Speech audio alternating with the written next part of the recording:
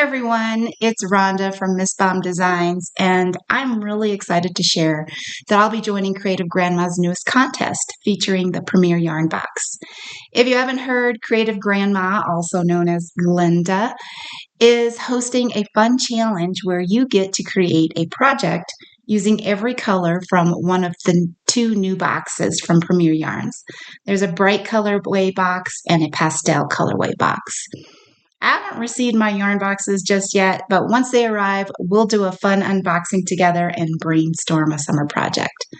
I'm thinking more maybe of a colorful tank top or t-shirt, something like that that's appropriate for this lightweight DK yarn. The deadline to enter the contest is July 17th, and the winner gets a $100 e-card from Premier Yarns. So I'm really excited about that. There will be a voting period for a 24-hour period where her viewers are going to get to choose the winner. So yes, super excited. I hope that I don't even mind if I don't win. I just think this is a fun thing to do. So hope you all hang out with me as we figure out what we're going to do with these yarn boxes and which one we'll use to enter the contest with. I'm thinking everybody seemed to be going with the pastel box in the video that she did on the live stream that her and her grandson Cody did. And the pastel seemed to win. However, I kind of like the colors in the bright box better, so I'm not really a big pastel-y person for the most part, but I think I can come up with something. I mean, pastel would be more appropriate for summer, but I really like the brighter colors. So we may go with that box, and we'll figure out what we're going to make.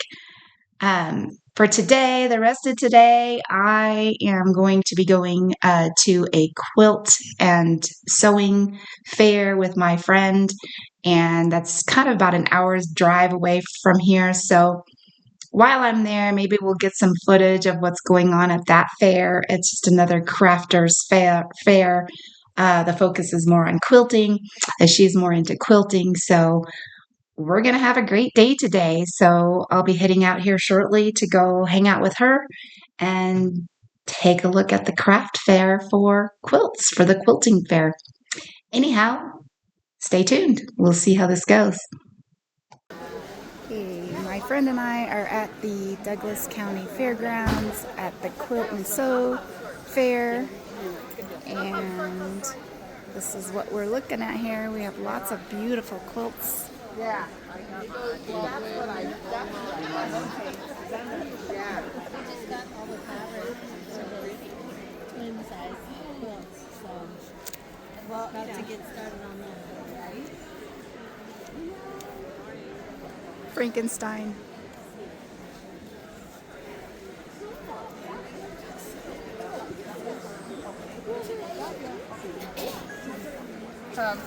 The binding ease and winding ease. The binding ease is made out of silicone, so you can leave your iron on it all day. It has 2-inch loops, so you can go up to a 4-inch binding. Tack the beginning of your binding, makes it a little easier to thread through the loops. Once you get through both sides, you're going to just match it up, set the iron down. Make sure your binding ease is hot. The hotter it is, the better everything's going to move. Pull with one hand as you match with the other. So once you get going, you can do a king size binding in under 10 minutes with just the binding ease. Then the winding ease saves more time. Lay that binding over the spool, take your little clip onto the binding, and now we're going to wind as we're pressing. So no piles, no burnt fingers. Pinch the tangs together, pull it off. Store it till you're ready to use it, head to your machine, sew it on your quilt from your spool. Very cool. Thank you so much. Yeah. It's just a regular zipper. I love this. This is super cute. Oh my goodness. I can do that by hand. Look at this. I could do this by hand. I don't know. This is adorable. It's like a cute little utility. This would be perfect for my knitting. Put some crochet hooks in there. And the yarn in there for a project. It have to be taller, bigger. No, like for socks, you could put your needles, put your sock yarn in there. You're making a sock and just carry that around. It's kind of like super the clam cute. bag. This is really cute. Isn't that just look, isn't that adorable? cute? Oh my goodness, that's I'm thinking I want adorable. one. Oh my God, that's cute. But this is cute too. I like that whole set. Like it's got Yeah. the little wallet. That's cute. It's so cute. Macaron bag. That's super cute. Yeah, that's kind of just like pretty cute. it's kind of like my wallet. I carry Yeah, around. exactly. So they're using some really nice material with, sort of come in a thicker. kit, They see? come in a kit. You Yes. can just sew it together. It's got Yes. the strap and everything in it. That's adorable. Okay, I'm gonna keep this in mind. We may come back for one of those. Half a yard? Yeah, a lot of nice ones. Cute. Grab a couple of these. Oh, she had the little chicken basket A little up there chicken. too. I know. It's a so little chicken cute. basket. Chicken basket. You can go collect Oh, there. Put your eggs in there. So cute. If you make, that's what she's doing over there. She makes it, or they make it out of this kind of stuff, and then you don't have to have a lining to it. So it would be, the little wallet thing, Uh-huh. it didn't have any lining because this is thicker, like fabric. I don't know. But the wallet thing's made out of fabric, so you wouldn't need. Is that what you're saying? That this is the fabric. Yeah. Yeah.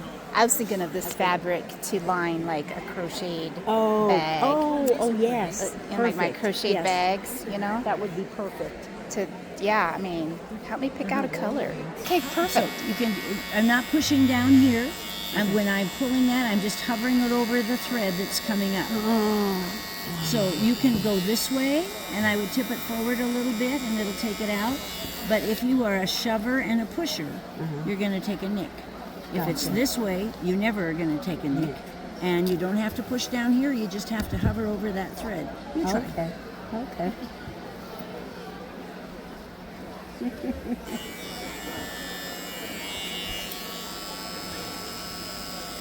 Oh yeah, you're a pro. Wow. That Way to is go, really Sherry. fast. Yes, it is. Oh my goodness. And I teach paper piecing, and so I want those ladies to use 1.5 stitch length. So if they're doing it one at a time, it doesn't get fun yeah. very fast. Yeah. So, but anyway, I that's do- how that works.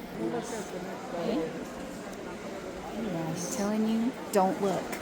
You're telling me not to look and you're taking videos. Don't look. Which machine's excited for you? I'm not the sewer. She is, but that's why I said don't look. What are you sewing on at home? I have a Jazz 2. Oh, Yep. fantastic. Yep. That's a really nice machine. What kind of sewing do you do?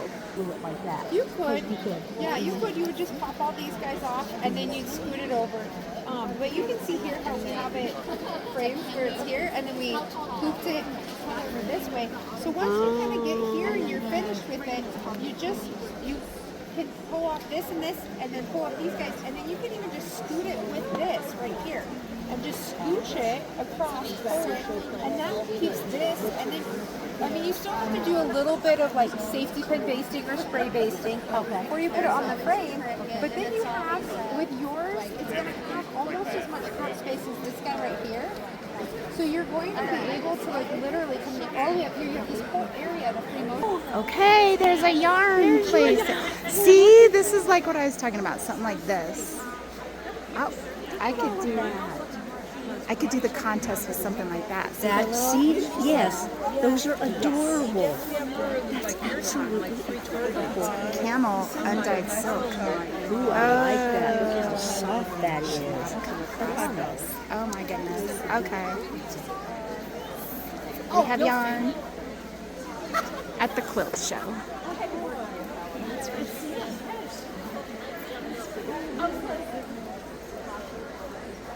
These pretty colors. Wow, that is soft. Ooh, $38. Yeah, they're And silk. cheap. Alpaca. Alpaca. feels even better. Yeah, alpaca is super soft. And That's why I like to spin with it and use It's it. not like this, but it feels stronger. That's baby camel. Oh, I have some baby camel that I can spin with. It's super soft. super soft. Yeah, baby camel is really soft. Alpaca, baby alpaca is super soft. Signature alpaca. Look at them bags.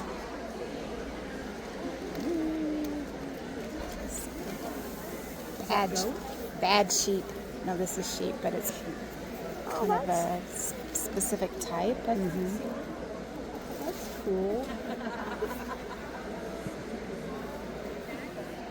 Bad sheep yarn. I've not heard of that.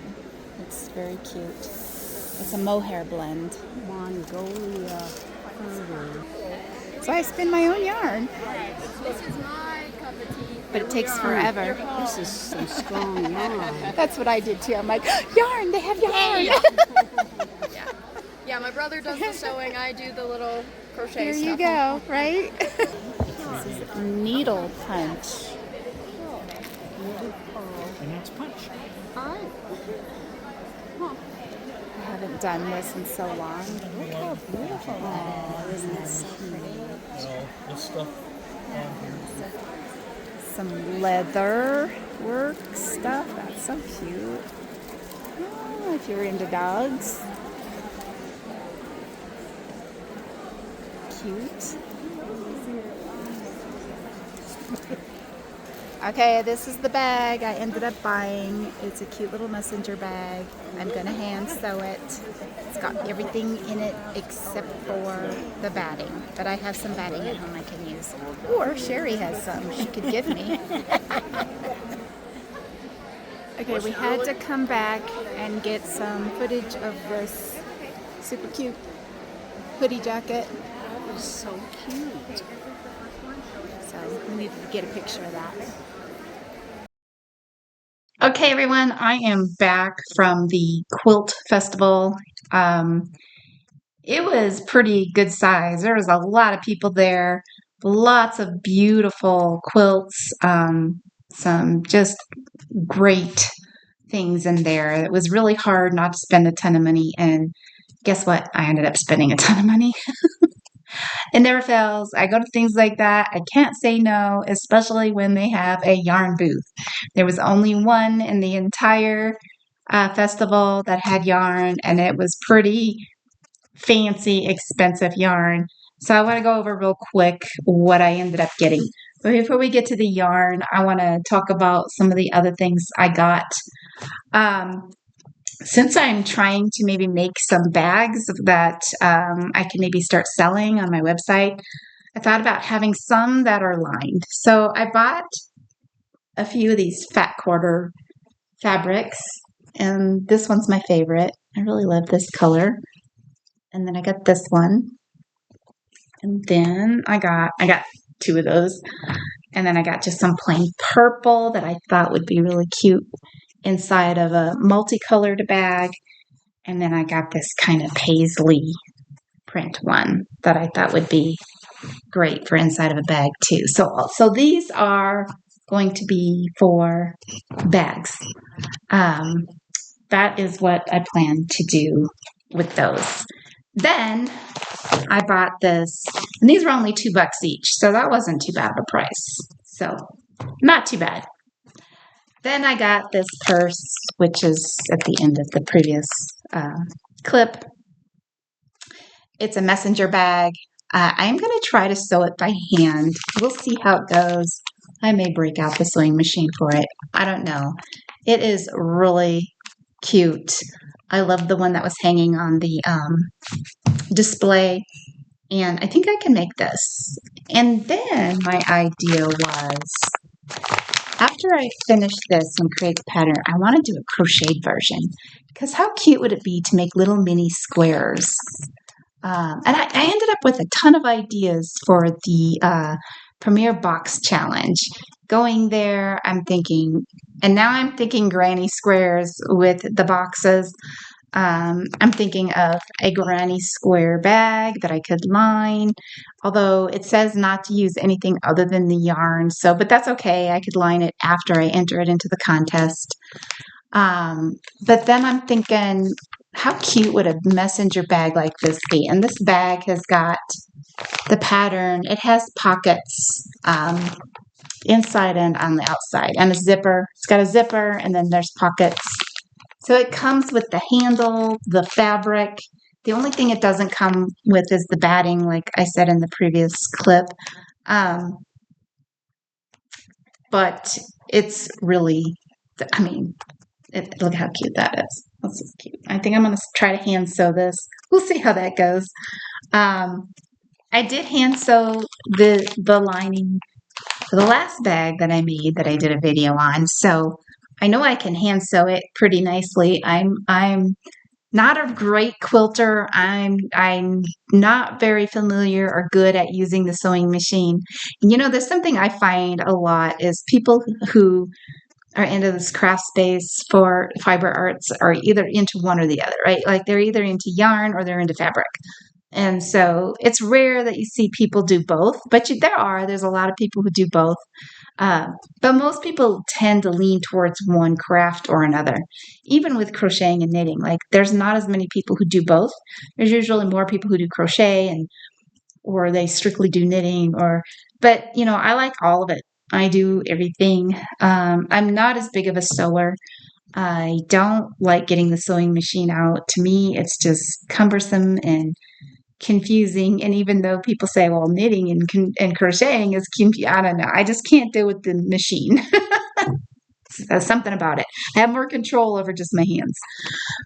But anyway, those are the quilts. That's the fabric that I ended up purchasing. And this wasn't too bad. I mean, this was $40, but it comes with a real leather handle. It comes with a zipper and all of the fabric and the pattern. So, and I'm going to reuse the pattern or have Sherry reuse the pattern. Obviously, you just need to buy more fabric. And my idea is for her to make a bunch of things like this that we can go in together and start selling together. I'm like, let's put these on my website. We can do that. Anyway, that's the idea for the fabric. So then we went to the little yarn booth, and I ended up getting 2 skeins of this mohair. I don't know if you can see the colors. We got kind of like an ice blue color. See, very fuzzy mohair. And then this green. And this green I plan to pair up with this yak. So I got mohair and yak. And this yak, so what the lady was telling me, it is from Ulalia, and this is evergreen lace. So this is lace weight yarn.